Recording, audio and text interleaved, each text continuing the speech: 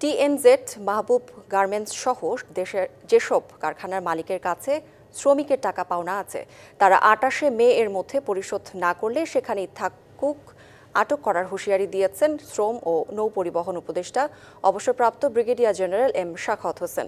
বুধবার সচিবালয়ে নৌ পরিবহন মন্ত্রণালয়ের সভাকক্ষে ঈদুল আজহা উপলক্ষে নৌ ব্যবস্থাপনা শৃঙ্খলা যাত্রীদের নিরাপদ যাত্রা নিশ্চিত করতে এক বৈঠক হয়।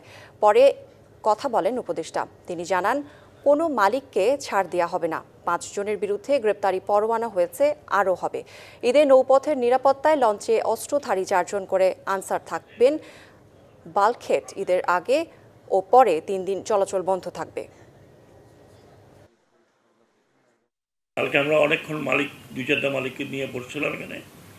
এখন সিদ্ধান্ত হয়েছে যে ওনারা ওনাদের ঘর বাড়ি বিক্রি করে আমাকে ২৮ তারিখের মধ্যে টাকা পয়সা দেবেন। আমাকে না, তাদের শ্রমিকদের টাকা পয়সা করবেন।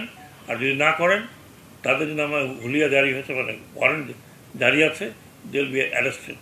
নগদ পেমেন্টে ৫০০ টাকা পর্যন্ত ক্যাশব্যাক আর লেনদেনে প্রতিদিন ডিপ ফ্রিজ এবং ঘন্টায় ঘন্টায় এসি টিভি সহ দারুণ সব গিফট।